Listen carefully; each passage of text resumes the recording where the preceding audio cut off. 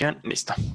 Bien, esta lectura que acabamos de realizar es hermosa. Bueno, ¿qué tal les pareció? ¿Cómo les pareció? ¿Qué impresiones podemos resaltar antes de continuar?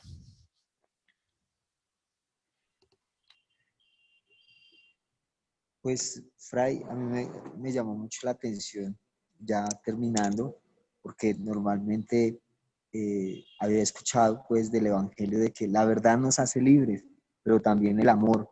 Es una perspectiva muy bella, una expresión muy evangélica.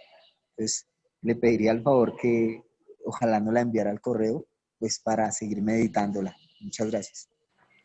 Perfecto, Edison, muchas gracias. ¿Alguien más?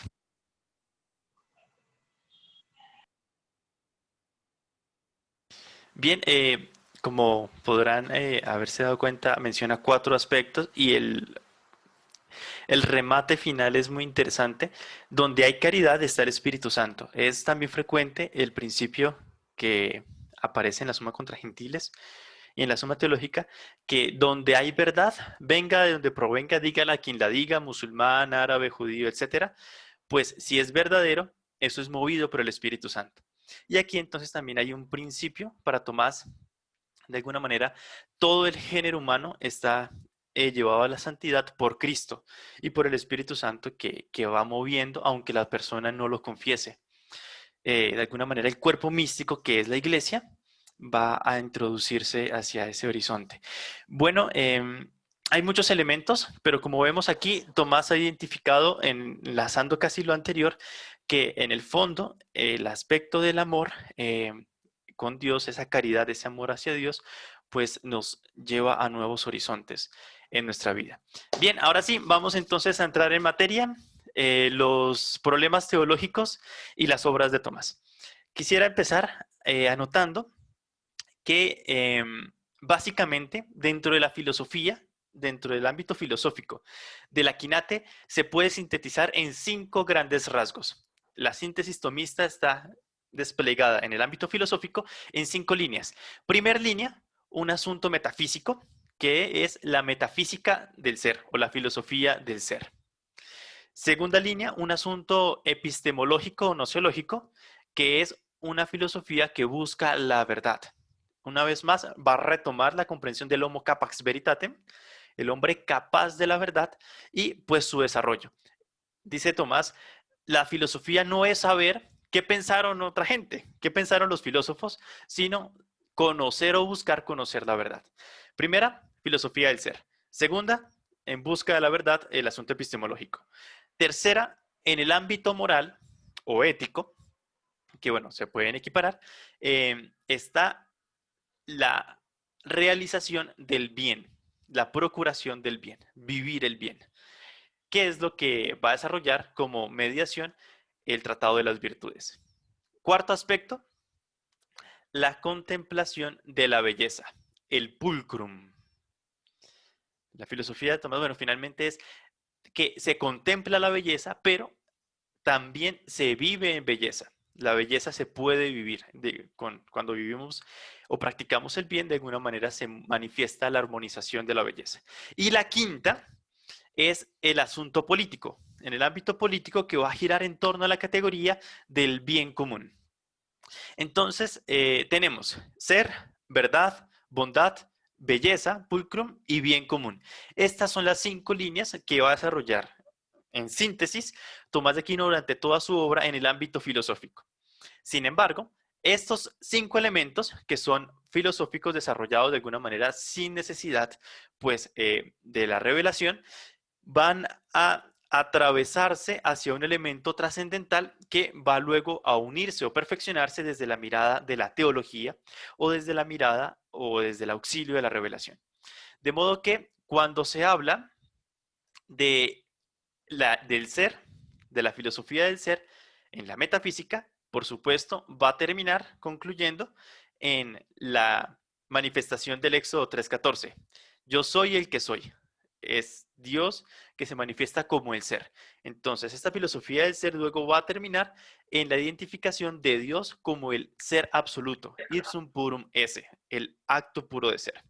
En el ámbito de la verdad, de la nociología, Luego va a llegar con la revelación a identificarse con la palabra, el logos, Cristo que es la verdad del Padre, Cristo que en Él se encuentran todas las cosas, en Él está toda la verdad de toda la creación. Entonces va a trascender pues a ese aspecto. Tercer aspecto, pues el tema moral, la consecución del bien, la práctica del bien.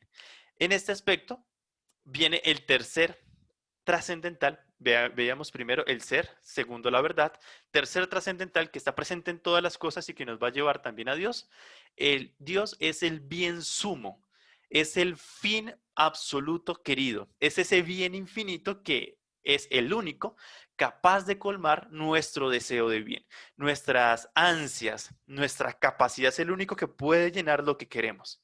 Entonces, claro, en la filosofía de la moral, Tomás va a, pues, siguiendo Aristóteles, enmarcarse en un ámbito teleológico, el deseo de los fines, de un bien que va hacia un bien, pero va a traspolarlo, identificando en Dios el bien único, el bien más propio y en donde hacia el cual se dirigen todos los demás bienes. Es decir, de alguna manera queremos las cosas porque en ellas encontramos un bien, pero ese deseo de bien es porque viene participado de Dios y solo cuando llegamos a la obtención de Dios tenemos el bien completo.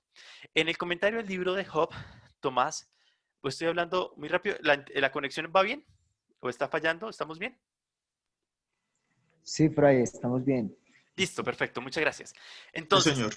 este conocimiento del bien que tenemos en las cosas nos lleva impulsado hacia la consecución de Dios. Y dice en el libro de Job, en el comentario del libro de Job, Tomás, podemos sufrir y perder todas las cosas. La familia, las riquezas, el ganado, la vivienda, la tierra, la salud. Podemos perderlo todo. Pero hay algo que está soslayado o que se nos presenta como casi un misterio. Y es que la mayoría de los hombres, dice Tomás, piensan que el verdadero bien o lo más valioso es aquello que es escaso, las piedras preciosas, el oro, la tierra, aquello que es limitado y que por tanto al ser escaso, pues entre más lo tenga, pues más valioso será. Y no se dan cuenta, dice Tomás, que lo que es más valioso es aquello que es universal y accesible para todos.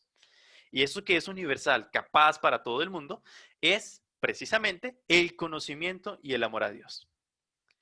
En ese aspecto, entonces, Tomás, en el ámbito moral, va a inclinar toda su acción hacia Dios y es el punto que le va a permitir justificar, pues, por ejemplo, cosas que van en contra de la razón natural, como la castidad. La castidad que no tiene sentido, pues el desarrollo de la naturaleza es justamente la generación de la prole, la prolongación de la misma, pues para Tomás solamente tiene sentido en la medida en que es un signo escatológico de la perfección en la unidad del reino con Dios. Bien, entonces esta va a ser como la justificación y va a extrapolarse pues en el ámbito del bien. Sin embargo, como veremos en el desarrollo siempre de Tomás, la ley natural o el conocimiento de la razón natural es la base luego para lograr proceder hacia el asunto noble. Y en este aspecto, un breve paréntesis. En una carta, Benedicto XVI, ya después de haberse retirado como Papa Emérito, recalcaba que la crisis contemporánea de la moral empezó cuando se renunció de alguna manera a estas nociones de la razón natural, de una ley natural que puede haber inscrita en nuestros corazones, a la que podemos descubrir a través de la razón, y comenzamos a ceder hacia otros principios. Y cita que había un jesuita que ya falleció, que se proponía crear una moral en base a los principios bíblicos, en base a la escritura. Y dice Benedicto que esto es imposible, que de alguna manera la escritura nos lleva hacia otros horizontes, pero no prescinde necesariamente de lo que es racionalmente captable dentro del asunto natural. En esa medida, por eso han insistido desde Juan Pablo II, por ejemplo, con Veritatis Splendor, en la necesidad de comprender que sí hay unos principios captables a la luz de la razón y que por supuesto pues la revelación viene a llevarlo más lejos, a mostrar nuevos horizontes, como también dice Francisco, pero que esto que es natural no podemos prescindir de ello. En ese sentido, pues Tomás va a desarrollar este aspecto moral en donde se descubre lo que es capaz el hombre en el ámbito social, pero también que es llevado hacia nuevos horizontes de perfección a la luz de la revelación. Cuarto punto, el tema del pulcrum, de la belleza. Este aspecto de la belleza, claro, la belleza deriva del bien y tiene ciertas divisiones, comprensiones, pero la más alta es la vida bella, la vida que es vivida bellamente, que es armoniosa, que es acorde al orden querido por Dios. Y este asunto de la belleza, pues va a tener su exaltación, pues por supuesto, en el que es plenamente verdadero y el que es plenamente bueno, que es Dios. Es una conjunción entre las dos características, entre la verdad y la bondad, aunque deriva de la bondad. Y por último, el bien político. El bien político que pues está girando en torno a la categoría de bien común va a tener su relación en el asunto teológico en base al concepto de la providencia divina. La providencia divina hace alusión al gobierno de Dios. Dios que es suma sabiduría, que ha organizado todo, que gobierna todo, pero que a su vez faculta de alguna manera a las criaturas para que ejerzan ese gobierno. Y en esa medida, pues a la luz de la providencia, del gobierno querido por Dios, podemos vislumbrar algunos elementos de lo que sería una sociedad bien llevada, bien administrada, bien gobernada.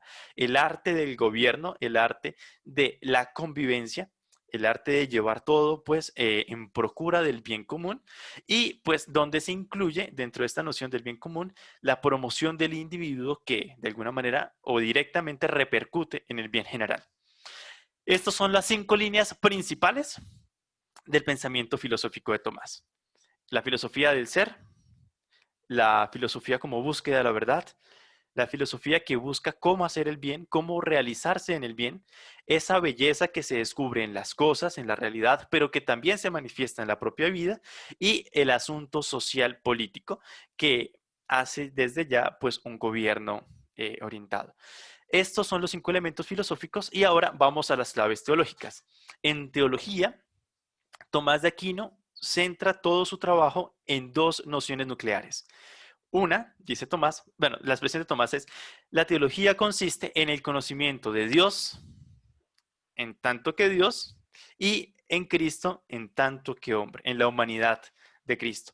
Por tanto, hay dos elementos principales en el desarrollo teológico de Tomás. Uno, el, el ámbito de la Trinidad, el conocimiento trinitario, y por el otro lado, la encarnación, que de hecho van a ser las dos claves de abordaje teológico.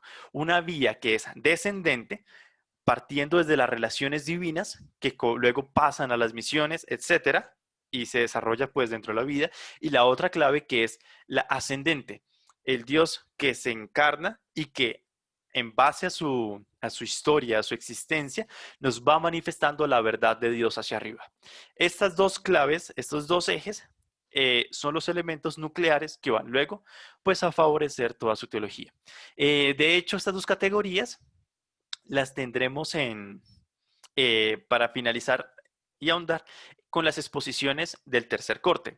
El día de hoy, entonces tenemos pendiente la lectura de oficio, que fue la que leímos, y voy a compartirles también el de Emery, Gilles Emery, la teología trinitaria de Santo Tomás de Aquino, la Trinidad, en donde podrán ustedes reconocer en ese precioso libro, pues el desarrollo teológico. Allí también se menciona en algo la encarnación, y pues como esto es un elemento fundamental dentro de la teología, pues de Tomás. Vamos entonces ahora sí a pasar con los problemas teológicos de Tomás de Aquino. Bueno, ¿alguna pregunta hasta aquí? Antes de pasar.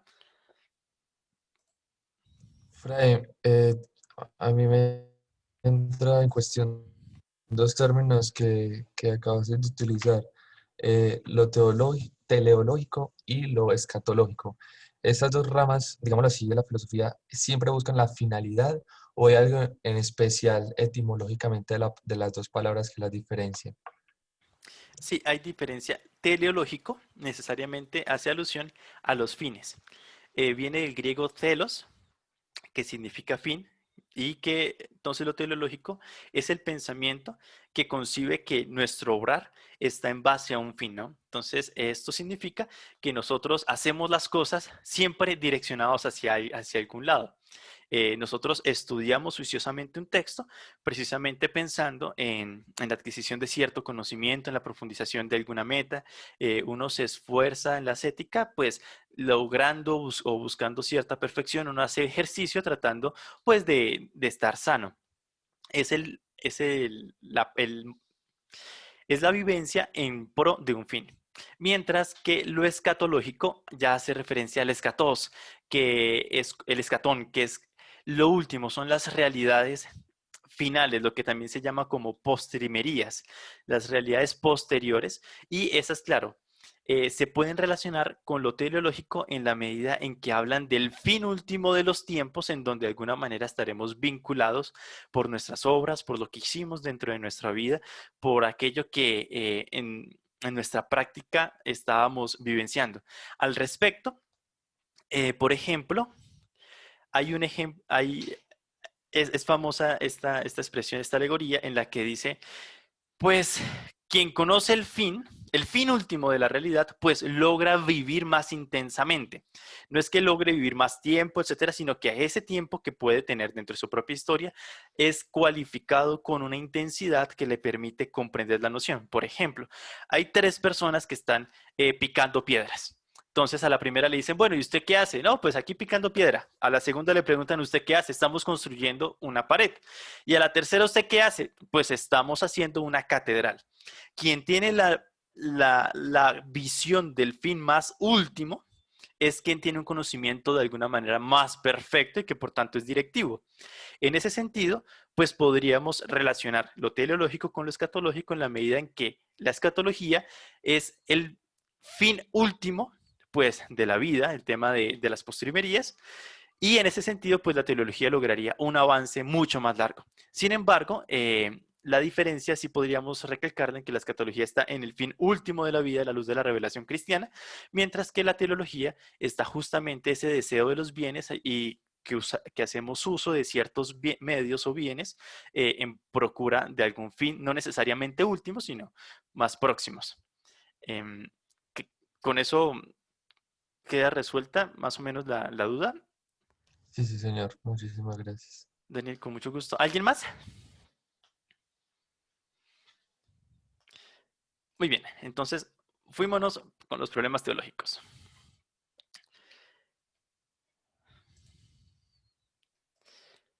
Bien, contexto. Recordemos que este primer corte estamos realizando un abordaje contextual hacia Tomás de Aquino. El segundo ya será el asunto metodológico y el tercero será la profundización teológica. Entonces, dentro de este contexto del siglo XIII, tenemos que hay una lectura teológica por parte de los padres de la Iglesia eh, centrada en la Sagrada Escritura. Esto es previo. Desde el siglo IV más o menos hasta el siglo XII. Hay una lectura de los padres de la iglesia que se centra en la escritura y que va comentada, pues, por ellos. De modo que la teología se está realizando así, un comentario al margen de la Sagrada Escritura. Hay una convergencia de las ciencias profanas y de la filosofía antigua en la comprensión bíblica. Entonces, ya hay un auge de cierta cultura que viene sobre todo por los árabes, trayendo la cultura árabe y con ella la cultura alejandrina y hebrea griega, pues que comienza, helenística, que comienza a llegar. Ya hay unas ciencias y comienza a aparecer también la filosofía. Hasta el momento, en el siglo XIII, la filosofía dominante o reinante era agustiniana, que está enraizada o está ligada con algunos fundamentos platónicos. Sin embargo, en esta época, cuando comienza a llegar con los árabes el aristotelismo, comienza a generarse esa otra corriente que en un comienzo comienza a ser prohibida, sobre todo por un aristotelismo herético, le dicen. Y pues, curiosamente, uno de los maestros de Tomás, Alberto Magno, San Alberto Magno, eh, a través de los árabes comienza a comentar inmensamente el Corpus Aristotelicum. Tanto así que la mitad de las obras de Alberto Magno fueron comentarios a Aristóteles. Y me río un poco porque si antes teníamos los comentarios a la Sagrada Escritura, pues Alberto Magno es un ejemplo de que también se le podía hacer comentarios a los grandes filósofos y es la inserción también de un mundo filosófico, una comprensión filosófica distinta. Y aquí tenemos entonces una rama que comienza a desligarse entre la diferencia entre distintas ciencias y pues la teología. Sin embargo, aunque comienza a aparecer esta distinción en el asunto general, pues hay una primacía en el ámbito teológico dentro de la cultura pues occidental. La herejía se comprende como una oportunidad de profundizar en una doctrina al servicio de la salvación. Hay herejías que, pues en el fondo, lo que hacen es poner en cuestión la fe y comenzar a hacer un esfuerzo para dislucidar si eso es verdad o en qué caso está errado. Esto pues dentro de una comprensión histórica universal. Sin embargo, con el surgimiento de la Inquisición, pues la herejía va a ser comprendida como un elemento disuasorio del gobierno o del poder reinante y que por tanto se va a tomar como un asunto de división de gobierno y un peligro hacia el cual pues el imperio tendrá que responder y blindarse para tratar de mantener la unicidad de su reino. Bien, hay también una confluencia de las tradiciones griega, alejandrina, por tanto helénica aquí, romana, en la cultura de la Edad Media. Aquí hace falta mencionar la cultura hebrea, que en muchas ocasiones pues se pierde un poco, pero aquí está muy presente, son sobre todo lo que vendrá a la luz de Tomás, los hebreos, los griegos, los árabes, bueno, griegos helénicos en el sentido de todos estos filósofos griegos, pero también los padres de la iglesia orientales, que Tomás de hecho conoció más profundamente que los latinos. Más o menos la comparación son 320 griegos a 70 latinos, sobre todo para a petición de los papas y la participación en algunos concilios. Bien, visto esto, entonces tenemos que hay una confluencia principalmente de tres horizontes distintos que van a permitirle a Tomás luego hacerse una mejor noción de aquello que llamamos verdad. En pantalla tenemos entonces un gráfico en el que vamos a mirar cuáles son estos tres horizontes. Por una parte tenemos el griego, aletheia, el hebreo, emet, y el latino, veritas. Estas tres expresiones son reflejo de tres horizontes distintos. Empecemos por el griego. Para los griegos, la expresión para hablar de verdad es aletheia, que hace alusión sobre todo a lo que es patente, a lo que se presenta, a lo que está en la naturaleza. Acontece en el cosmos, es lo que se nos presenta y que por tanto tenemos la capacidad de poseer a través pues de la ciencia. Tenemos aquí el dibujito del hombre que mira y se maravilla de las estrellas, del cosmos. Esta verdad se genera en el laboratorio, en la taxonomía, por ejemplo, que practicaba Aristóteles, en el estudio principalmente físico. Y pues el sentido que más se le asemeja es el ver. Los griegos exaltan la vista porque es el sentido por el cual adquirimos conocimiento de las cosas de una manera más amplia en el ámbito de la distancia y de menos implicación. Yo puedo ver las cosas y mi ojo no queda coloreado, como sucede cuando yo toco, por ejemplo, lo caliente, pues mi mano queda calentada. En la vista, en la medida que no tiene tanta implicación o riesgo y que capta las cosas que están a su alrededor, es una forma de acceder hacia esa verdad. Es lo que se nos presenta en el momento. Es el presente de la naturaleza que se nos descubre y que podemos inteligir a través de la ciencia. Por su parte, la cultura hebrea tiene la expresión para hacer alusión a la verdad con la expresión emed, que significa fidelidad. Para el hebreo, la verdad no es un asunto del decir o no es un asunto de lo que está aconteciendo aquí o la expresión latina de veritas, de esa, mm, de esa,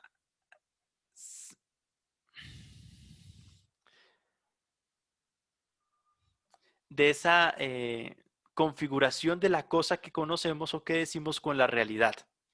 No se trata de lo que se presenta, sino de una fidelidad. Para el hebreo, vivir en la verdad o estar en la verdad es precisamente ser fiel a una promesa. Es mantenerse de alguna manera fidedignamente a una amistad.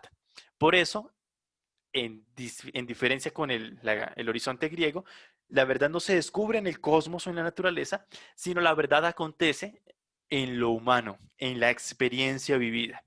Y está relacionada con una promesa. Es la promesa de Dios que hace a su pueblo, que se trata de una palabra que anuncia una relación al futuro. No se trata solamente de algo que ya está aquí presente, como lo veíamos con los griegos, sino de algo que se anuncia hacia un futuro. Por eso, a diferencia de la ciencia, que es donde se descubre la naturaleza, la verdad griega, la emet se descubre en la profecía, en la amistad. Su lugar es el monasterio o es en realidad la comunidad. Es en lo que se está. La verdad griega, la aletheia, se posee. La emet se vive, es en lo que se está. Y su sentido, como conocemos muy bien en el ámbito teológico de los hebreos, la clave está en el oír. Escucha a Israel, la promesa de tu Dios. Aquí se va desvelando entonces la verdad de una manera distinta. Vimos que en los griegos es el conocer, el inteligir a través de la ciencia en la naturaleza, en el cosmos, mientras que en los hebreos es justamente oír esa promesa de Dios y permanecer en esa verdad que es una fidelidad. Cuando el pueblo de Dios atenta contra esta fidelidad, cuando entra en adulterio, analógicamente, pues es cuando falta la verdad. Por eso el tema central para los hebreos es la fidelidad, esa emed que acontece en nuestras relaciones y que se proyectan o se sustentan en la promesa de Dios. Bien, el tercer horizonte que tenemos es el latino, en donde la expresión para referirse a la verdad se dice veritas. Veritas es sobre todo desarrollado por los romanos en el ámbito jurídico. Eh, es en la historia. La verdad es lo que pasó, lo que ya sucedió. Es lo de atrás, es el pasado, es la historia que acontece pues en la historia. Y el lugar en donde pues se estudia esta es en el foro, en los debates, en, en el ágora, en donde entra también el debate de la comprensión jurídica. Es la visión de la verdad en el derecho romano, que se habla sobre todo es en asunto de lo que pasó. Ya no me interesa el tema de la promesa de lo que pueda suceder, sino lo que ha sido, lo que ha sucedido. Esto sucede propiamente ya es en la ciudad, en las relaciones políticas.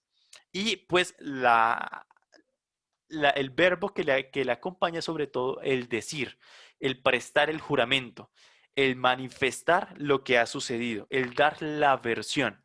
La verdad entonces se descubre dentro del ámbito romano en la historia que se manifiesta a través de la palabra, de los hechos, frente a un público de relaciones jurídicas o políticas. Y en ese sentido, la verdad se logra cuando se manifiesta con certeza que una cosa fue de una forma o de otra. Es una verdad que se logra. La otra, la griega, se posee, la hebrea se vive y esta, la latina, se logra en el sentido de que se reconoce aquello que ha sucedido. Entonces tenemos estas tres nociones. Una que habla sobre el presente, otra sobre el futuro y la latina sobre el pasado, en donde entran en juego distintos verbos o distintos sentidos, el ver, el oír, el manifestar en ese sentido, pues el decir, en la historia, en la ciencia, en la profecía, en el laboratorio, en el foro, en la vivencia de la comunidad, en un monasterio, podríamos decir, para la época de Tomás. Veritas, aletheia, emet. Son los tres horizontes de verdad de los que recibe Tomás y descubre, pues, para desarrollar luego su pensamiento. Tema de perspectiva. Ya en el siglo XIII, pues entonces hay un giro. Para los griegos, el punto clave está en el cosmos. Hay una maravilla en descubrir el mundo, en cómo está conformado, ordenado, dirigido, etcétera. Y pues dado que el cosmos es el centro, pues de allí se va a derivar sus elementos de pensamiento.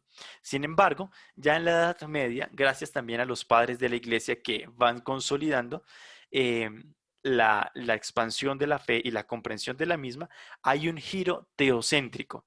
Entonces ya no es solamente el cosmos, a la luz de lo cual comprendemos incluso la realidad humana, la determinación de la naturaleza y el movimiento de nuestra propia vida, sino también ahora ya no es el cosmos el que nos determina, o ya no es el cosmos por donde descubrimos nuestra naturaleza, sino que se pasa al punto de que, bien, del cosmos podemos descubrir que hay un creador.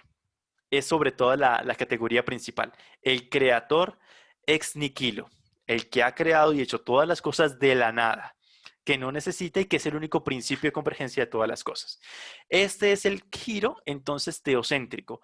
Ya no se trata de un principio que descubramos en el cosmos, sino que es el principio de Dios que se ha comunicado, que se ha revelado al hombre y que va entonces a girar todo en torno a él. Todo el conocimiento del cosmos, del hombre, va a girar entonces en base a su causa primera, que es Dios. Es el conocimiento entonces primordial y más noble de todos. Luego ustedes sabrán que acontece el giro antropocéntrico, en el que ya ni el cosmos ni Dios, sino será el hombre, y después pues una reducción en el ámbito del lenguaje. Pues bueno, en esta época tenemos entonces el auge de este giro teocéntrico. Este elemento es lo que va a hacer que la teología o la sacra pagina sea considerada la reina de las ciencias, en el sentido de que es la que nos va a desvelar el sentido último de la vida, el sentido originario y primordial del mundo. Por la revelación, Dios comunica al hombre lo más importante, la salvación que se va a entender como esa comunidad del hombre con Dios en una posesión de fruicio, de un goce, de un placer comunional con Dios. Por eso entonces la teología será la que se sitúe en el punto más alto y que se valga de todas las otras ciencias, casi, o bueno, que valga de todas las otras ciencias a modo de anchilas, de siervas que ayudan o prestan de alguna manera su servicio para la comprensión teológica. Esta noción va a tener también un elemento importante con Alberto Magno y que luego Tomás va a seguir, y es la diferenciación de la filosofía y la teología como ciencias autónomas. Para Tomás y para Alberto, la filosofía es autónoma y no necesariamente tiene que ser la anchila teología. Tomás va también a resaltar esta autonomía de estos dos conocimientos, pero sí va a decir que la teología se vale de elementos filosóficos a modo de su sierva para poder desarrollar o inteligir su pensamiento. De todas maneras, la teología, la Sacra Página, es la reina de las ciencias porque es la que nos dice cuál es el origen y cuál es el fin de todas las cosas y la forma o la mediación de alcanzar la salvación. Bien, ahora sí, aspectos de la teología de Tomás. Por una parte, además de lo que ya hemos mencionado, hay que decir que Tomás es en realidad un amante de la verdad. Esa noción de capax veritate lo que hace es reflejar una confianza o una visión positiva de la capacidad del raciocinio del hombre. Es decir, por nuestra razón, el hombre es capaz de alcanzar la verdad. Y en ese sentido, si se es capaz de alcanzar la verdad, hay que poner en acción todos los medios que nos lleven a la consecución de esta capacidad, de esta consecución de la verdad. En la modernidad y sobre todo en la contemporaneidad, se va a poner en duda la capacidad del hombre de esta verdad, de que si es posible, si no es posible, si solamente los fenómenos, si no las esencias o los noúmenos, que no es posible, pues aquí hay una noción confiada dentro de una comprensión realista de que sí es posible acceder a la verdad. Y pues en ese sentido, lo que se trata aquí no es decir que se posee la verdad, sino sobre todo dentro de la cultura dominicana en la que está enmarcado Tomás, la verdad se cultiva. La expresión es el cultivo de la verdad a la que estamos llamados todos. Tomás mismo reconoce que nuestro intelecto, al ser de alguna manera limitado y pues que requiere varias mediaciones, para conocer plenamente una cosa hay que ir y venir una y otra vez hasta que conocemos en integridad la cosa y podemos decir que tenemos ya el conocimiento al menos de una especie en tanto tal. Es todo un proceso y pues sobre todo aquí Tomás va a comprender que a la luz de la revelación, que la verdad no se trata ni de una idea ni de una historia, sino que la verdad es una persona. Tomás va a identificar veritas, la verdad, con el logos del Padre, con la persona del Hijo en la Santísima Trinidad. Es Cristo la verdad en donde se descubre toda la realidad y es como persona entonces una verdad que se puede amar como se ama a un amigo. Es una persona, la verdad, a la que podemos inteligir y descubrir en el mundo, en las ciencias, etcétera, en distintas perspectivas. Segundo aspecto, hay una centralidad en la salvación. Tomás sigue de alguna manera los anteriores. Platón tenía un dicho que era que hay dos formas de alcanzar la salvación. Una, conociendo los primeros principios, bueno, conociendo la verdad del mundo, del hiperurano, más allá, conociendo la verdad legítima. U otra, haciendo caso a quienes son sabios, a quienes ya han logrado ese conocimiento. Pues Tomás, en ese sentido, va a centrarse que la clave es en buscar la salvación. La clave que al fin y al cabo nos manifiesta la revelación es que Dios quiere que todos los hombres se salven. Y en ese aspecto, toda la confluencia de la teología está dirigida hacia la salvación. Es el primer elemento y elemento fundamental. Yo podría decir que el elemento principal dentro de la teología de Tomás está en la comunión con Dios. Claro, pero esta fruición que le dice Tomás pasa o como consecuencia tiene el aspecto de la salvación. Pero este elemento de lograr o buscar la salvación de las almas de las personas, pues está en primer elemento como lo más práctico y útil del acontecimiento de la revelación de Dios. Dios se ha manifestado, se ha encarnado precisamente para salvar al hombre. Claro, viene primero el primer instante de la salvación, pero luego viene todo el desarrollo subsecuente de la inhabitación trinitaria. Pero sí, efectivamente, su pensamiento está centrado hacia lograr la salvación del alma que se nos viene comunicado por la revelación. Tercer aspecto, dentro de Tomás podemos descubrir una claridad en su método y en el fin de su teología. La obra de Tomás fue comparada en los primeros siglos o subsiguientes a su obra como una catedral, sobre todo la Suma Teológica, sobre todo porque se descubre en ella un armazón arquitectónico que es clarísimo, la división en cuestiones, en artículos y en partes, de modo que hay una estructura dentro de toda su obra que es fácil de ver. Y además que es como si fuera, que es lo propio de las catedrales de la época, que elevan, son altas, su arquitectura está diseñada para elevar la mirada hacia Dios, para que refleje cierta claridad y manifieste elementos matemáticos estructurales. Entonces se descubre una estructura que tiende hacia Dios, pero que a su vez ha dejado al lado ciertas paredes que era la construcción anterior, la de la románica, y pasa ahora al uso de vitrales para iluminar la estructura. Y la comparación analógica es que esta luz, esta luminosidad que entra a las catedrales es sobre todo la visión de la luz del conocimiento que nos permite comprender las realidades del mundo. Hay una claridad en su desarrollo metodológico y también pues en el fin de su teología que tiende pues hacia el encuentro con Dios. Básicamente la dinámica manifestada por el mismo Tomás consiste en dos movimientos: el exitus, la salida de Dios de todas las cosas, y el reditus, exitus et reditus. El reditus es el retorno de todo hacia Dios. De Dios han salido todas las cosas por su voluntad y hacia Dios tienden a regresar todas ellas. Este es el fin de la teología, el reconocer este movimiento y retornar a Dios para lograr la comunionidad o la comunión perfecta con Él. Y cuarto elemento, Tomás de Aquino es un pensador que es eclesial.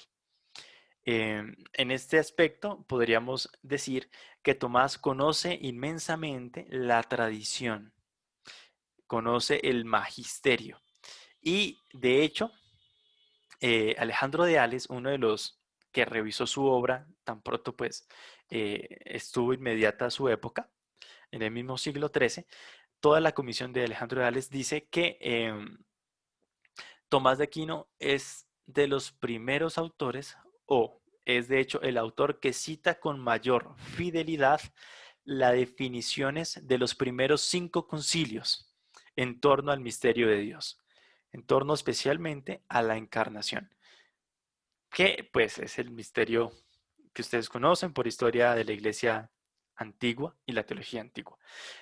Tomás respeta profundamente el magisterio conciliar, el magisterio de los papas, y en base a esta verdad que ha recibido, lo que hace es desarrollar el resto de su pensamiento. Y en este sentido, pues la revelación, lo que se nos viene por fe, es como el punto guía del horizonte, es como el faro, es esa casa de luz que permite a quien se está desarrollando en el pensamiento especulativo dirigirse para no desviarse en otras cosas. Por eso es importante la revelación y hay un respeto profundamente eclesial de sentido. Ya en esta época, ya hubo un giro en el que el cuerpo místico de Cristo no se hace alusión a la Eucaristía, sino ya se comprende como la iglesia. El cuerpo místico de Cristo en la época medieval es sobre todo la iglesia. Para Tomás, de hecho, es la humanidad entera, pues a cabeza de la iglesia. Bien, hay una polémica política en esta época. Hay dos grupos que son primordiales en Italia, bueno, en el imperio de la época: los guelfos y los gibelinos. Los gibelinos eran eran partidarios del emperador, de la dignidad imperial, de su legitimidad sobre el dominio de Italia y que también defendía un control sobre el papado. Por su parte, los guelfos eran defensores del papado y decían que los problemas de Italia, políticos o sociales, iban en segundo lugar, que finalmente lo más primordial era pues la salvación y el tema del reino celeste. Hay aquí un aspecto interesante. El papá de Tomás, Gandolfo de Aquino, Landolfo de Aquino era gibelino, es decir, era pues a favor del emperador. Y Tomás fue enviado teniendo 5 o 4 años al monasterio de Montecassino. Allí fue donde inició sus estudios hasta que cumplió los 12 años, porque cuando cumplió esta edad, pues el emperador Federico II entró en disputa con el Papa y una de las secuelas o reacciones fue disolver el monasterio. O sea, intervino en el monasterio y echó a todo el mundo. Entonces Tomás pues vuelve a casa y luego se va pues a Nápoles a continuar sus estudios. Entonces aquí tenemos que es una época de tensión política fuerte entre estos dos grupos. Em, Hay unos textos posteriores que se atribuyeron falsamente a Tomás en donde muestran una posición a favor de los guelfos, pero en realidad no es así. Y esto también se entendió por la bula Unam Sanctam de Bonifacio VIII, pero pues históricamente no fue del todo así. Esto de Bonifacio VIII, en esta bula, pues Bonifacio hace uso de algunos textos de Tomás en los que pues defiende esta posición, pero no fueron textos auténticos, sino acreditados a él. En realidad, Tomás de Aquino no es ni del uno ni del otro. Él es en su comprensión, no hay oposición entre los dos poderes, entre el poder civil y el poder eclesiástico celestial. Para él, Cristo es la unidad y de quien deriva la justicia. La participación del gobierno de Dios y en este caso de la justicia, que es una de las formas de ejercer el gobierno, pues hay dos relaciones que Cristo otorga, tanto en el ámbito del gobierno humano como también al papado. En este sentido, entonces, político, Tomás no descubre o no encuentra una necesaria oposición entre los dos, sino que avalaría una distinción en ambos poderes y pues que en el fondo están llevados o tienden hacia una misma cosa, hacia el bien común. En este caso del gobierno, pues el bien común de las estancias de la vida y el otro, pues el bien común mayor, que es el acceso a la salvación. Pero sí están los dos niveles. Bien, tenemos también en la época un agite eclesial. Hay problemas eclesiales, hay movimientos, etcétera. Tenemos entonces primero, una vez más, la distinción entre el mundo terreno y el mundo espiritual, eh, que eso es sobre todo la lucha por los poderes, por la legitimidad de las tierras, etcétera. También hay una discusión entre el Papa y los obispos. En la época, pues hay una corriente fuerte, pues que viene de la historia, y es que los obispos tienen autonomía y potestad en sí mismos. Y pues por lo mismo pueden estar en contra de prácticas administrativas o territoriales del Papa. Para Tomás, siguiendo el movimiento político de las órdenes religiosas, el Papa tiene la primacía y de hecho es el Papa el que legitima o de quien deriva el poder administrativo y eclesial territorial de los obispos. Fijémonos en esto. Ya hoy en día, pues el Concilio Vaticano II ha, ha recalcado sobre todo la autonomía y la legitimidad la potestad propia de los obispos dentro de sus territorios. Pero en esta época en la que está todavía la discusión, Tomás opta, junto a todas las órdenes mendicantes, a identificar que la cabeza está en el Papa, es Pedro, es la cabeza en la que se ha fundado la iglesia y desde la cual se organiza. Esto sobre todo tiene un asunto muy importante y es que en el Papa están cobijadas las órdenes mendicantes. El Papa es el que legitima su accionar, el que les permite predicar o el que les permite confesar en los territorios de la iglesia. Pero los obispos no son muy afables con estas nuevas dinámicas de órdenes mendicantes, sobre todo porque aluden de alguna manera a algunos elementos de las herejías de la época, los cátaros, los albigenses. Y entonces hay una pugna entre los dos tipos de poderes y entre la legitimidad. Pues bien, esta es también una posición de la época que hace que se viva una tensión religiosa eclesial en cada uno de los lugares. Hoy día, por ejemplo, sí tenemos la autonomía de los obispos, pero pues de alguna manera participan dentro del colegiado con el Papa, ¿no? El Papa Francisco también ha remarcado que él es el obispo de Roma, tratando como de ceder también hacia esta posición.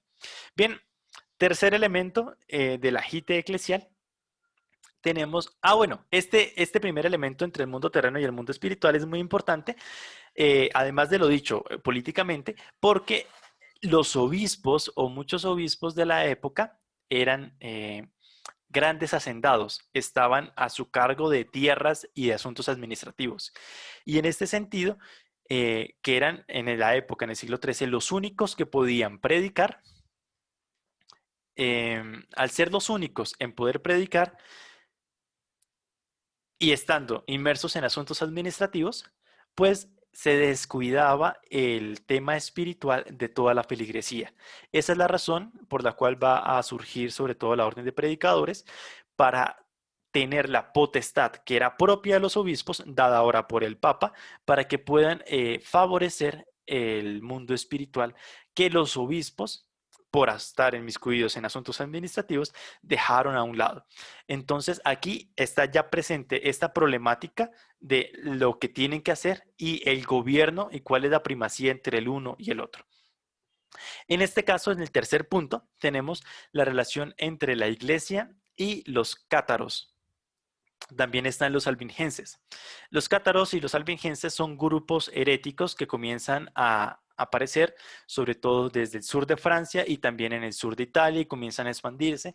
Son grupos que van en contra a través de su forma de vivir, de la riqueza y la estructura que tiene la iglesia. Los obispos son señores asentados, como lo hemos dicho, tienen grandes riquezas, tienen caravanas, etcétera, tienen potestades, tienen privilegios, pues ellos comienzan a decir que el evangelio consiste en algo de lo pobre, de lo sencillo, de lo simple.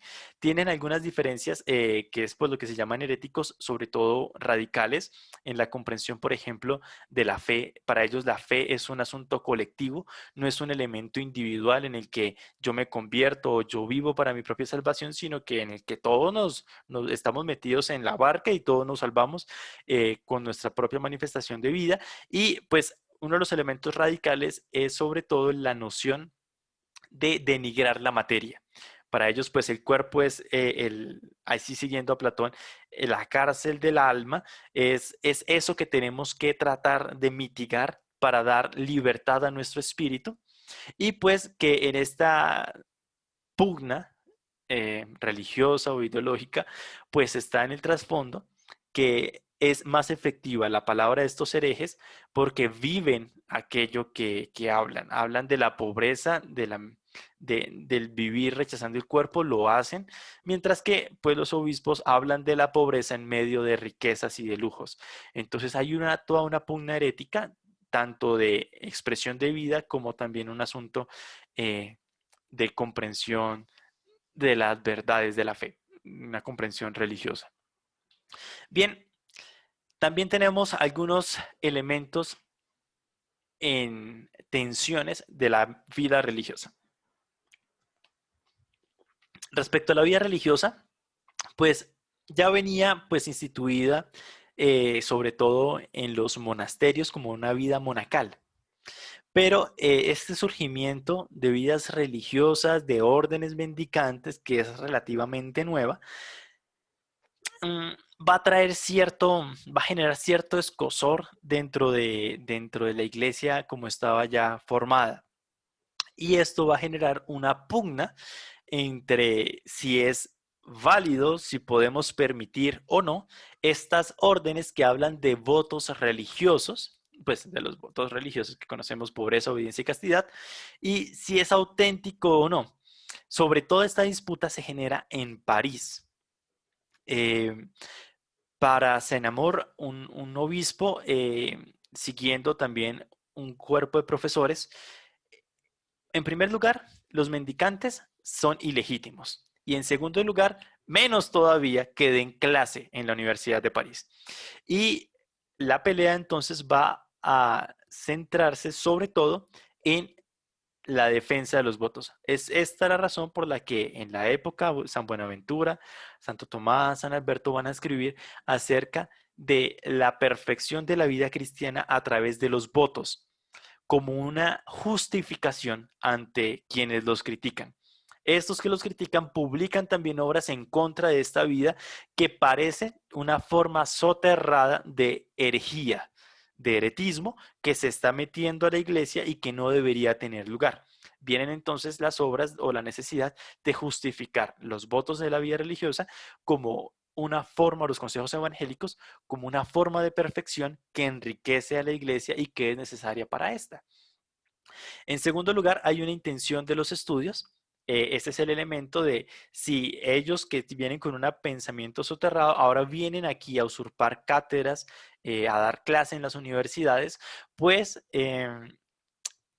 no viene entonces la legitimidad de si se admiten o no se admiten. A los franciscanos se les da una cátedra, a los dominicos también se les da una cátedra, pero esta cátedra es cuestionada en cuanto a que si es legítima y tratando de quitársela. Aquí viene toda una pelea que dura varios años. Se la quitan, se la vuelven a dar, se la vuelven a quitar, hasta que el Papa interviene y dice que se la dejen.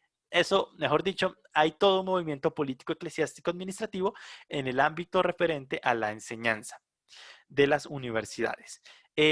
Esta también hay que decir que, por ejemplo, en la Orden Dominicana, Santo Domingo, el fundador, procura que hayan por parte de los frailes una formación intelectual de los estudios, pues que es lo que le permitiría ejercer adecuadamente el oficio de la predicación.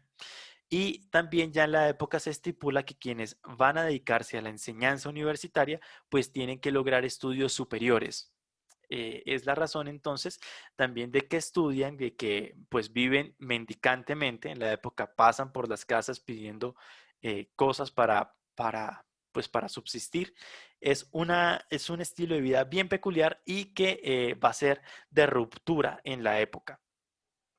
Dentro de la enseñanza en la universidad, pues hay tres elementos eh, que son marcantes. Por una parte, el surgimiento de la corriente aristotélica, que como hemos dicho viene por los árabes, por Avicena y Averroes.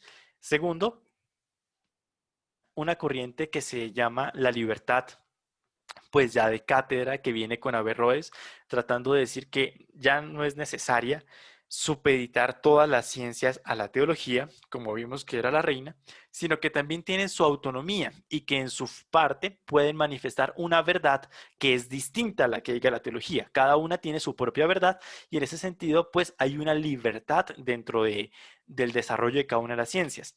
Y en tercer lugar, hay una posición de los seculares frente a la enseñanza de los mendicantes porque enseñan de alguna manera un nuevo Aristóteles que ha sido prohibido por elementos heréticos y por romper con la tradición agustiniana platonizante. Siguiente, hay una pregunta, bueno, perdón, ¿cómo vamos hasta aquí?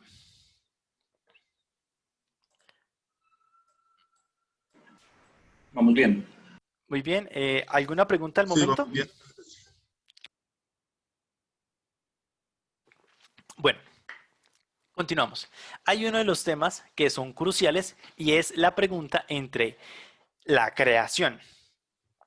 Bueno, esto es bien interesante porque Tomás, ¿qué va a decir? La postura de Tomás es esta. Em, para Aristóteles, las cosas siempre han existido, pero en esa armonización de este pensamiento de Aristóteles a la luz de la fe, pues nosotros tenemos que afirmar la creación. Es una verdad de fe la creación. Pero esta creación, dice Tomás, puede ser eterna, es decir, haberse dado desde la eternidad o haber tenido un inicio en el tiempo, un origen. Y pues para Tomás, la creación no significa un elemento necesario de razón, sino que viene por la fe. Mientras que, pues, saber si las cosas tienen un tiempo o fueron eternas, pues nos sobrepasa, pues, en la capacidad del retroceso hacia las causas y la comprensión de este elemento. Sin embargo, pues era una pregunta. Bueno, eso que dice Tomás al fin y al cabo no es tan fácil de comprender. Y pues en la época, de hecho, por ejemplo, Alberto Magno, San Buenaventura, ellos no entienden la necesidad de afirmar una creación desde la eternidad. Para ellos, una creación necesariamente tiene que venir con el tiempo. Pero pues aquí hay toda una pregunta que se mueve. ¿La creación es eterna o viene desde el tiempo o viene con el tiempo, etcétera? Para Tomás, efectivamente, la creación sí viene con el tiempo, pero esto lo sabemos solo por la fe. Dice Tomás, por la razón, puede ser también eterna o puede ser con tiempo. No hay ninguna diferencia, pues, en, en las dos visiones. Pero es una pregunta que ya venía desde antes y aquí se desarrolla sobre todo de modo especulativo. ¿Esto por qué es importante? Porque va a demarcar los principios de la realidad. Entonces, si Dios, ¿por qué los principios? Porque los griegos comprenden que la materia ha sido siempre, es eterna. Y en la medida en que es eterna, pues podría considerarse un principio casi que similar o al lado de Dios. Mientras que, pues, por la revelación sabemos que la materia también tiene que ser creada por Dios y que en ese tiempo, pues, viene a desarrollarse todo lo demás. Siguiente problema, el problema de las verdades. Aquí en la época, como ya habíamos dicho, con el tema de Avicenna, la libertad, etcétera, pues viene la comprensión de que cada ciencia tiene su alcance y su propio desarrollo de la verdad. De manera que cada una va a mostrar una verdad que en muchas ocasiones no coincide con la verdad teológica.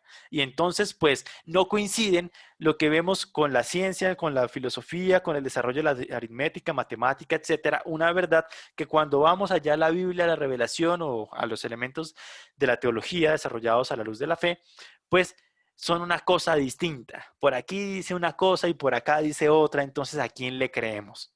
Pues lo que está allá no tiene sentido ponerla acá porque no cuadra. Y lo que está acá, ponerla allá, pues es ir en contra de la verdad revelada. Entonces la solución práctica que se da en esta época, es decir, existen verdades.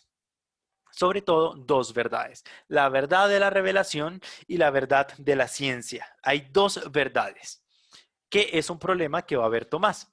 Aquí entonces aparecen también los fundamentalistas, los cátaros, que los cátaros van a decir, eso de las ciencias, de la aritmética, la matemática, la astronomía, todas esas cositas, pues eso no es nada, porque lo que es importante es el conocimiento que se nos da por la revelación, que es conocimiento suficiente y necesario para acceder a la salvación. Y si como es este el conocimiento necesario, este es el que es verdadero. Aquí aparece entonces un fundamentalismo, es decir, que solamente la verdad revelada es la que importa, es la fe que nos lleva hacia el conocimiento de la verdad. Estas otras cosas que aparecen son espejos, son sombras de esta verdad, pero que en el fondo son como engaños. Son engaños para nuestra mente y para que el maligno nos disuada en la adquisición o en el seguimiento de la verdad revelada. Por eso entonces los cátaros van a centrarse en que esta fe, esta verdad que ha sido revelada es la única verdad, todas las demás son mentiras, son falsas verdades. Por otra parte, los filósofos naturalistas en la época van a desarrollar todo su pensamiento matemático, aritmético, médico, judicial, etcétera, etcétera, arquitectónico, todo lo demás, las artes, etcétera, y van a decir, estas cosas son la verdad. Lo otro parece ahí como un artilugio. Si ustedes quieren creer que eso es verdad, pues créanlo, pero estas cosas son las que se nos presenta. Es lo evidente, es lo que podemos palpar, lo que podemos probar una y otra vez en distintos ámbitos, en la alquimia, por ejemplo, y en otros aspectos. Es donde comienza a aparecer una verdad de la naturaleza. Pues Tomás, frente a estas dos posturas de la época, va a decir que la verdad procede de una única fuente. Y en este sentido, la fuente de la verdad es Dios. Y que se nos ha presentado en una revelación determinada, con unos principios, pero que también en el asunto natural, en el asunto físico, matemático, etcétera, descubrimos elementos que son parte de esa verdad. ¿Qué sucede entonces cuando no compaginan? Es porque en el fondo estamos comprendiendo equivocadamente una de las dos. Estamos en muchas ocasiones, sobre todo la escritura, se entiende de un modo limitado o equivocado o poco abierto a lo que podría ser, y en ocasiones tratamos de inmiscuir, que es lo que sucedió muchas veces en el ámbito medieval, de tomar principios físicos metidos allá a la Biblia y al revés, que la Biblia nos da principios de conocimiento astrofísico general, etcétera. Por ejemplo, Alberto Magno ya en sus escritos decía pues que la Tierra gira en torno al Sol. Pues en el conocimiento físico que ya había de la época, que eso viene ya desde el siglo III antes de Cristo, pero pues muchos otros dijeron que no, que el Sol era el que giraba en la Tierra, pues basados en los principios o en algunos pasajes bíblicos. Esta experiencia es entonces lo que lleva a dar un ejemplo Tomás. Tomás, bueno, este es un ejemplo que se hace en los biógrafos de la vida de Tomás, dice que pasaba cerca de una playa y que habían unos hombres tratando de sacar una barca del mar. Cada uno pues con lazos distintos amarrados y tratando de tirar. Y entonces Tomás, fue conocido por ser muy alto y robusto, toma todos los lazos y se los pone sobre su hombro y él solo saca la barca. Y dicen los comentaristas que este aspecto de vida en el que Tomás toma todos los lazos y saca la barca es la comprensión que tiene Tomás de Aquino. Los vectores de la verdad, toda la verdad está dirigida hacia un solo punto y procede de un mismo punto. No es posible que sea contradictoria. Por eso su gran esfuerzo, desarrollo va a ser conciliar la razón natural con la fe, distinguir hasta dónde llega la razón natural, qué elementos son propios de la fe y en qué otros aspectos la fe enriquece la razón natural para llegar a nuevos horizontes. Pero este es todo un esfuerzo que hace Tomás basado en este principio. Las cosas, la verdad, procede de un mismo origen y tiende hacia un mismo fin. Que descubramos en nuestra práctica, en nuestra limitación cognitiva, distintos vectores o opuestos, etcétera, quiere decir que o están en distintos niveles o se refieren a cosas distintas o están de alguna manera siendo comprendidos erradamente por nosotros. Es un principio, pues, que va a unificar el asunto de la razón natural con la fe.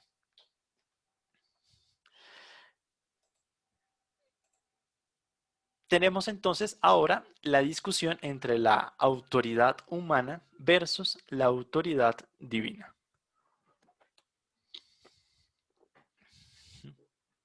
Pues en este aspecto hay unos elementos que son muy interesantes. Por ejemplo, Alberto Magno, eh, San Alberto Magno reconocía los argumentos de autoridad, pero no cualquier tipo de autoridad en cualquier tipo de aspecto. Por ejemplo, dice en asuntos físicos, de la física y también filosóficos, autoridad Aristóteles. En asuntos de la medicina, autoridad Hipócrates y otro famoso, se me olvida el nombre. Y en asuntos teológicos y de la moral, Agustín. Tomás de Aquino va a decir, pues, que en esta pelea, en esta disputa de la autoridad humana versus la autoridad divina, este problema en qué consiste, en si la revelación está por encima de los grandes pensadores. Entonces, pues Tomás reconoce cierta relevancia en las autoridades, pero más que por ser quien lo dice, va a esforzarse en inteligir en qué sentido y en qué aspecto, pues lo que dice estas personas es verdadero. Hay en Tomás de Aquino un esfuerzo impresionante por descifrar dentro del pensamiento o la expresión de todos los pensadores qué de lo que se ha dicho es verdadero, o mejor aún, en qué sentido lo que se dice es en realidad verdadero.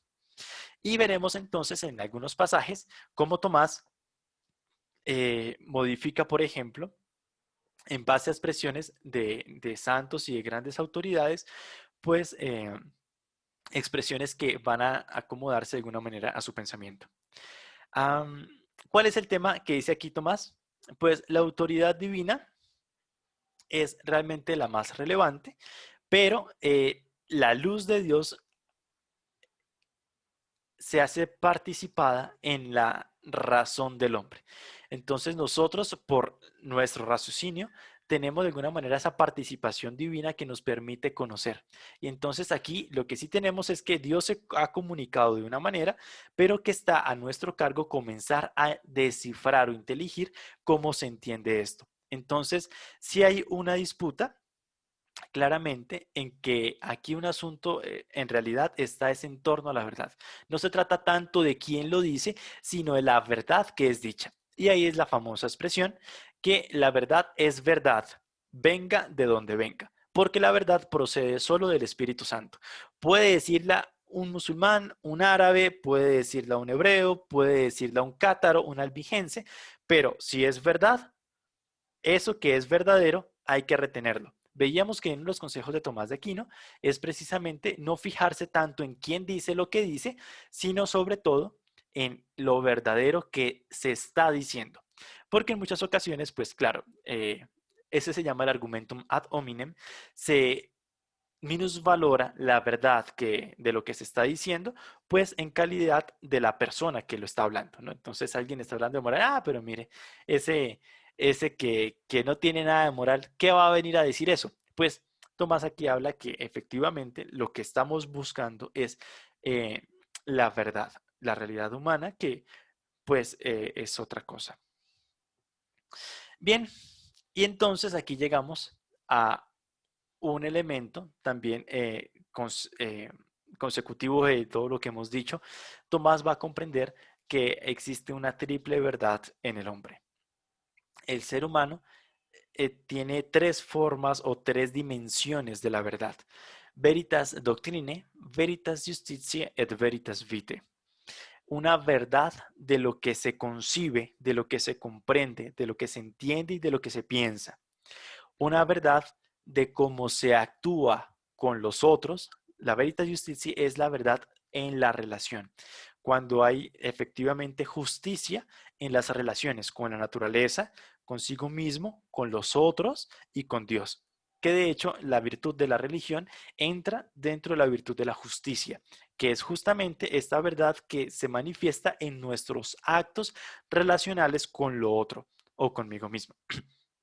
Y por último está la veritas vitae, que es la verdad vivida, que se siente, que se quiere y que por lo mismo lleva a una veritas justitiae.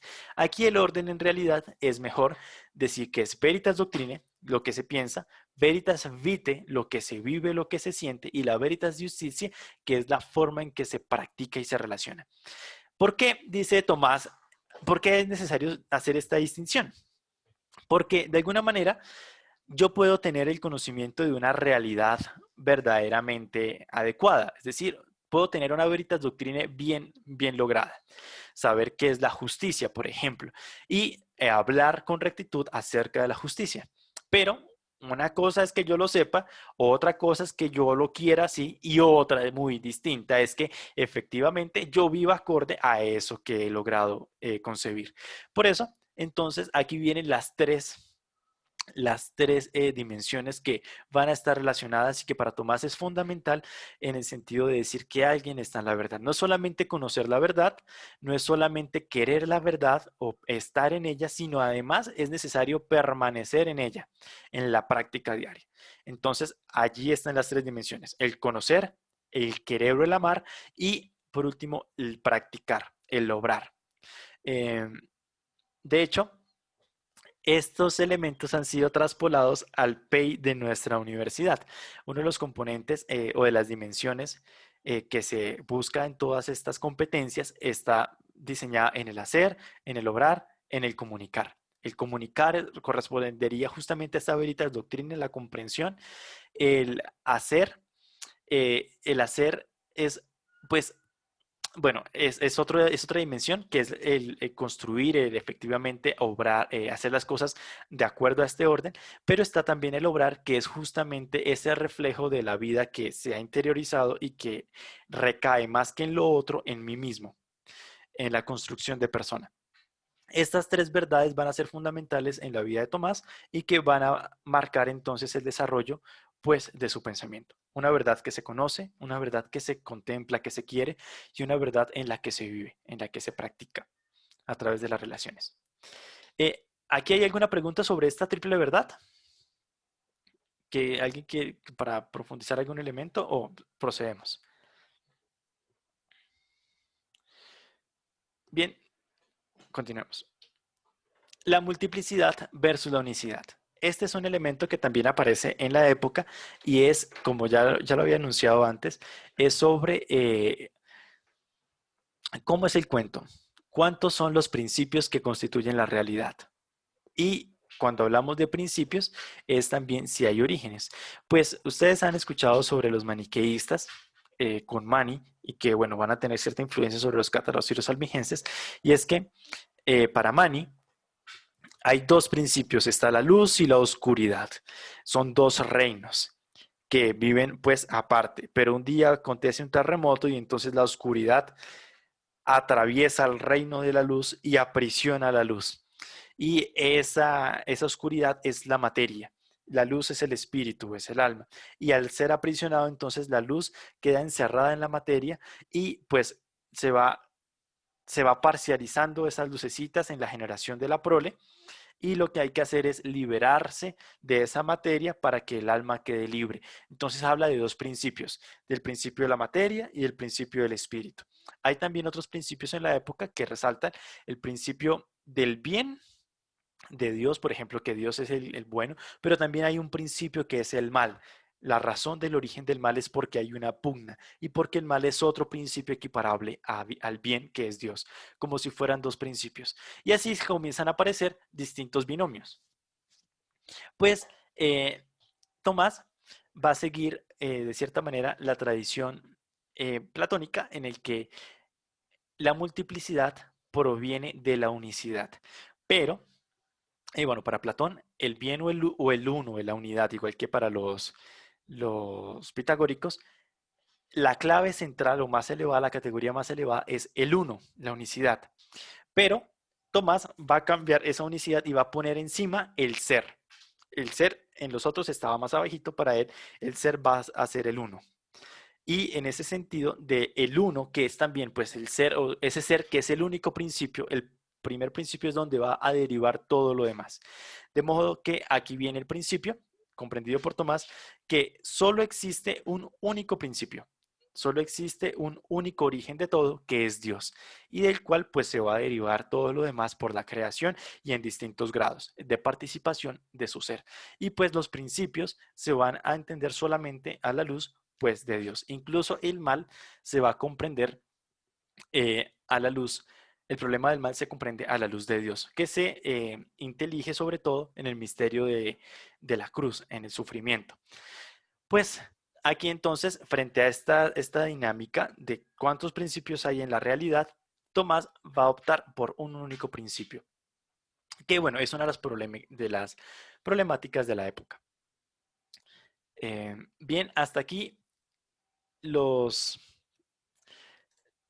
problemas teológicos generales que aparecen en la época, en el contexto en el que se mueve Tomás y pues el desarrollo que va a tener. Vamos a pasar entonces ahora. Bueno, ¿alguna pregunta aquí frente a estos problemas teológicos de la época? Estos son solamente elementos como introductorios para enmarcar el pensamiento de Tomás.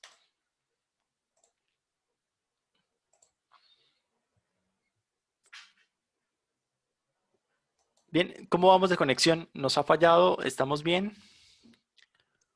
Muy bien, está muy bien todo. Estamos bien. Muy bien. Estamos bien. Entonces vamos a proceder con el último elemento, nos quedan ya 10 minutos, para tratar el tema de las obras de Tomás de Aquino. Anteriormente veíamos la sesión anterior, pues los lugares en donde podemos acceder a estas obras, los idiomas en las que están, etcétera, etcétera, herramientas de investigación de la ópera Omnia. Pues bien, iniciemos.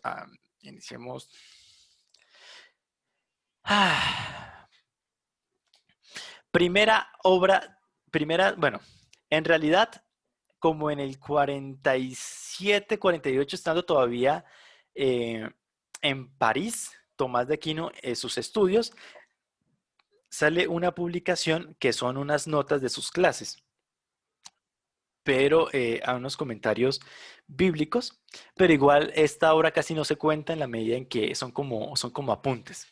La primera obra en sentido propio es los comentarios a Jeremías, las Lamentaciones y parte de Isaías, que acontece en 1250 estando en Colonia.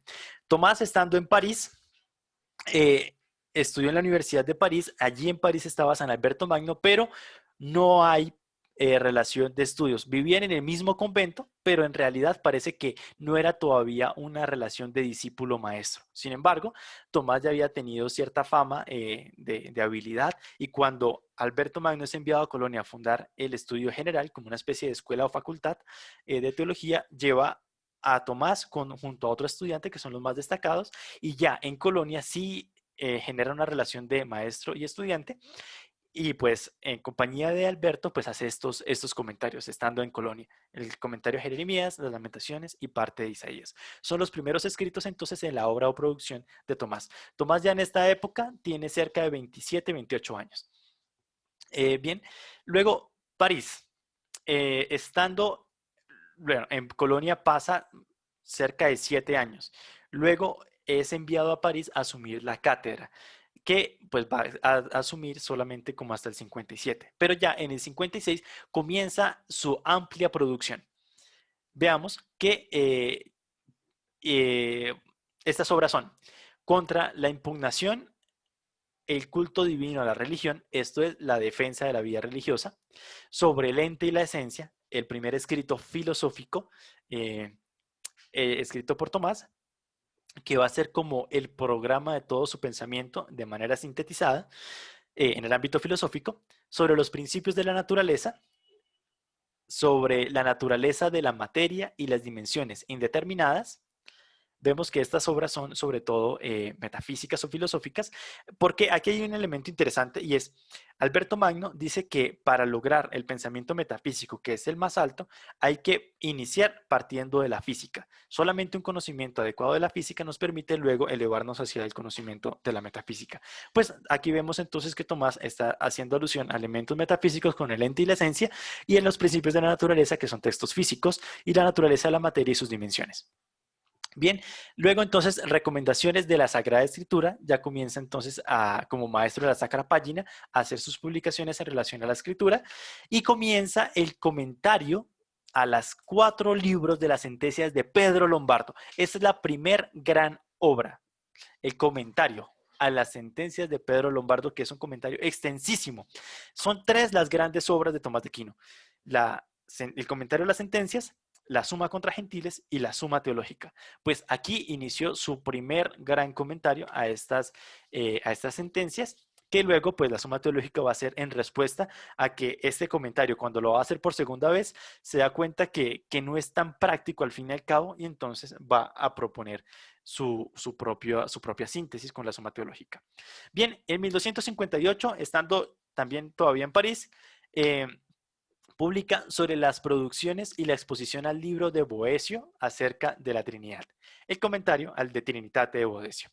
En 1259 comienza a hacer la lectura al Evangelio, comentada al Evangelio de San Mateo, las cuestiones disputadas sobre la verdad, que es el que se denomina el de Veritate. Inicia la Suma contra Gentiles. Aquí en París alcanza a publicar más o menos hasta el tercer libro, inicios del tercer libro, que esta es de las pocas obras que fueron escritas por él. El de la Suma contra Gentiles es esa primera parte, es todo un autógrafo hecho por él, que la letra pues no era tan legible, pero pues es propia de él. Del resto ya tiene asistentes. Hace también las cuestiones quodlibetales del séptimo al 11. En el 61, ya estando en Orvieto, Italia, comenta el libro de Job. Esto lo hace como lector, que es un oficio que existe dentro de las comunidades, que es el que comenta, el que dirige la vida intelectual del convento. Aquí hace su magistral comentario al libro de Job y da inicio a la Catena Áurea, a solicitud del Papa del momento, que es la recopilación, ya lo habíamos mencionado, de los padres de la Iglesia en torno a los evangelios. Aquí entonces inicia con el Evangelio de San Mateo. Luego, ya estando en Orvieto, también Italia, eh, publica Contra los errores de los griegos, a petición de Urbano IV. Esto es los padres griegos y sobre todo pues, la distinción teológica pues, que originó el cisma. Entonces aquí este texto lo que busca sobre todo es una justificación o una comprensión del pensamiento de los padres griegos. Ya habíamos dicho que Tomás no sabía griego, pero que eran traducidos sus textos por Moerbeke. Y este texto tiene la función de buscar nuevamente la unidad con la Iglesia Oriental. Bien, en el 64, estando en Nápoles, Italia, finaliza la Suma contra Gentiles, los 4 libros, que es la segunda gran obra. Veamos todos los años que le ocupó. En esta época, también a petición del Papa, pues compone himnos y textos que hacen alusión al Corpus Christi. En esta época ya se comienza a acentuar sobre todo la presencia eucarística, o sea, siempre se tenía en clave la presencia de Cristo en la Eucaristía, pero aquí hay sobre todo una sobreexaltación. Antiguamente valía con el Cristo para hacer las oraciones, aquí hay toda una manifestación y un acento en la necesidad de la Eucaristía como también objeto de veneración y de adoración en las horas santas y estas cosas que nos han llegado hasta el día de hoy. Aquí entonces compone el Pangelingua, el Sacris Solemnis, el Verbum Supernum, el Laudación y el Adoro Te Devote, que son cantos y oraciones que se mantienen hasta nuestros días en la liturgia. Sobre las razones de la fe contra los sarracenos, los griegos y los armenios, nuevamente con la misma intención de contra los griegos, sobre los artículos de la fe y los sacramentos de la Iglesia, un texto catequético muy, muy bueno. Recordemos que sobre todo la teología de Tomás es una teología especulativa y aquí pues en este tipo de textos lo manifiesta de un modo mucho más práctico, mucho más cercano al lector. Hay una exposición al libro sobre los nombres divinos. Este es el de Divinis Nominibus de Dionisio en Areopagita, que es uno de los libros que va a marcar fundamentalmente el pensamiento de Tomás, sobre todo en el ámbito platónico.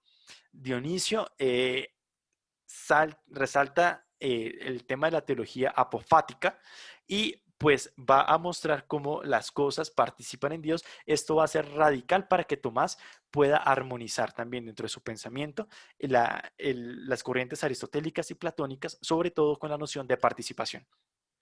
1265, estando en Orvieto, perdón, Italia, prepara la catena áurea del Evangelio de Marcos. Veíamos que en el 61 fue Mateo, en el 65 Marcos. Y estando en Roma, publica las cuestiones disputadas sobre la potencia de Dios, de Potentia Dei, que es un libro también para metafísica muy útil. En el 1266, estando en Roma, publica la catena áurea en Lucas, cuestiones disputadas sobre el mal, de malo. Vemos que ya que es uno de los textos pues maduros. Cuestiones disputadas sobre las criaturas espirituales, de espirituales creativos. E inicia la Suma Teológica. Solo en 1266, cuando va a empezar a hacer el segundo comentario a las obras de Pedro Lombardo, da inicio a la Suma Teológica, pues como ya veremos posteriormente. 1267 publica el comentario a las 14 epístolas paulinas, estando en Orvieto. Y en Roma, pues también en el 66 y 67. Publica también la catena áurea del Evangelio de San Juan. Y publica de gobierno de reino, el gobierno de los príncipes. En 1268 finaliza, estando en Viterbo, la primera parte de la Suma de Teología, que es toda la parte especulativa. Es la más abstracta. En 1269 publica La Perfección de la Vida Cristiana, una vez más en la pelea defendiendo la vida religiosa, la perfección de la vida cristiana, en París. 1270. Bueno, aquí es enviado a París porque están que pierden la cátedra los dominicos en París y pues va él a ocuparla y a defenderla junto a San Buenaventura. En 1270, cantidad de obras. Estando en París ya con cerca de 5 amanuenses. Escribe sobre la unidad del intelecto contra los averroístas. Esto es el tema de los principios. Decíamos que hablaban de dos verdades, pues aquí la unidad. Y del intelecto porque también piensan, bueno, no tengo tiempo para hablar sí, terminemos más bien. Sobre la eternidad del mundo contra los murmurantes, sobre la unidad del entendimiento contra los averroístas, es decir, la justificación, es necesario decirlo, es la justificación del intelecto individual. Esta gente pensaba que eh, nuestra inteligencia es en realidad una y aparentemente es parcializada. Pues Tomás defiende que hay una individualidad en nuestra forma de comprender, en nuestra propia alma. Hay la publicación de la parte primera de la segunda parte, prima secunde, de la Suma de Teología. Se publican las cuestiones disputadas sobre de ánima, las virtudes en general, la caridad, las virtudes cardinales, la esperanza, la corrección fraterna. Hay 12 comentarios sobre Aristóteles. La exposición a los libros de la interpretación, este es el de Hermeneia, de la hermenéutica, sobre los segundos analíticos, sobre los 8 libros de la física, de Cello Edmundi, los libros de la meteorología, donde habla de alquimia, de la generación y la corrupción, la lectura sobre el alma y la exposición a los libros 2 y 3 del alma, el 8 la exposición a los libros sobre el sentido y los sentidos, sobre la memoria y la reminiscencia, los 12 libros de la metafísica, la ética a Nicómaco, los comentarios a la ética a Nicómaco, que también es buenísima, y la exposición a los libros de política. Luego, en el 71, o sea, aquí vimos que la explosión de la obra fue abismal. En el 71 publica Contra la doctrina de los que retraen e ingresan en religión, de la exposición al Evangelio de San Juan, que está traducido al español, es bellísimo. Estando en París, termina en el 72 la segunda de la Suma de Teología. Luego las cuestiones disputadas sobre la unión del verbo encarnado, los quodlibetates, el segundo comentario a las 14 epístolas de San Pablo, lo hizo 2 veces, e inicia la tercera parte de la Suma Teológica ya estando en Nápoles. En 1273, un año antes de su muerte, termina el Tratado de la Encarnación, que es la tercera parte de la Suma de Teología, inicia hasta ahí, o sea, terminó propiamente, escrito por él, la Encarnación. Inició el compendio de la teología, el comentario a los salmos, las sustancias separadas y los ángeles, sobre la mezcla de los elementos, sobre el movimiento del corazón. En 1274 escribió la respuesta al abad Bernardo Aiglero, una carta, el comentario del Cantar de los Cantares, que no es propiamente escrito por él, sino que se dice que cuando estaba ya muriendo en Fosanova, pues él le dictó a los monjes, no se sabe si en realidad sea finalmente pues obra de los monjes aludiendo a Tomás que estaba ahí o si en realidad sea de Tomás, pero está el comentario de los Cantares y ahí pues muere el 7 de marzo de 1274. En 14 de diciembre de 1273 es donde tiene la experiencia mística, donde decide quemar todas las cosas, donde deja de escribir difícilmente, por eso solo tenemos 2 obras después, y pues es un periodo más o menos de unos 4 meses en los que Tomás queda mudo, en el sentido de que no quiere ya hablar, dice que ha visto a Dios y todo lo demás no se compara con lo que ha visto. Hasta ahí más o menos llega la obra, entonces tenemos que de la Suma Teológica escrita por Tomás, al menos con seguridad hasta la Encarnación. El resto pues lo finalizarán sus secretarios o sus amanuenses. Ya me pasé, pero bueno, terminemos. Son aquí solamente algunas, solo para mencionarlas. De discusión, autenticidad discutida, la naturaleza del género, los 4 modos de oposición, la demostración, el principio de individuación, los instantes, el verbo del entendimiento, los accidentes, las proposiciones morales, escritos que sí escribió a razón de consultas, la respuesta a Fray Juan de Vercelli, la segunda respuesta, la respuesta al lector de Venecia, el lector de Besançon, que son cartas sobre el azar, las operaciones ocultas y la naturaleza, la astrología, la compra y la venta, la forma de la absolución, sobre el secreto, sobre el gobierno de los judíos o la carta a la duquesa de Brabante, esa está traducida. Los sermones diarios, estos son textos que han sido poco explorados, pero son muy importantes, que es cuando Tomás durante estas fechas se dedicó a predicar en sus homilías.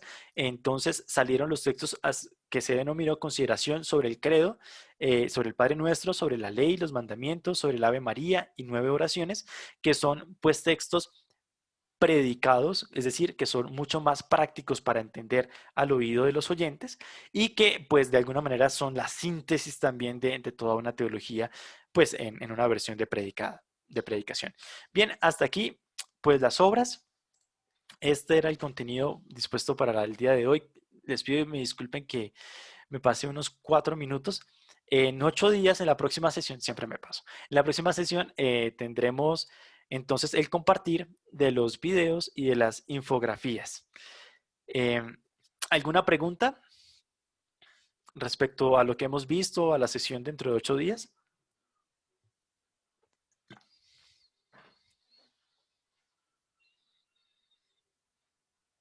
Fray, ¿usted distingue algún, pues dentro, estaba mirando, revisando, él hace alguna alusión sobre el cuerpo?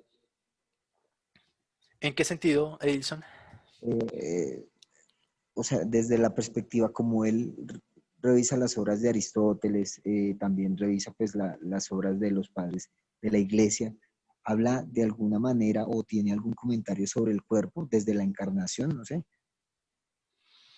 Pues desde la encarnación yo sé que sí, pero propiamente desde otra posición.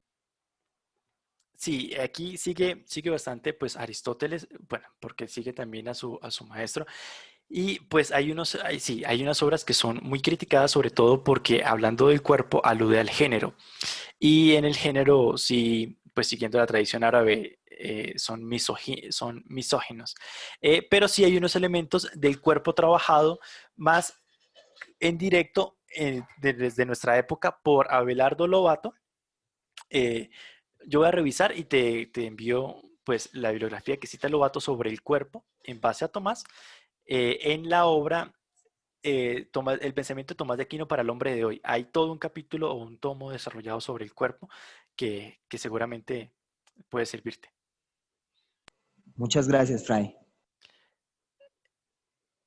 Sí, yo subiré al aula virtual las 2 diapositivas que manejamos hoy y también les enviaré el correo los textos que les prometí.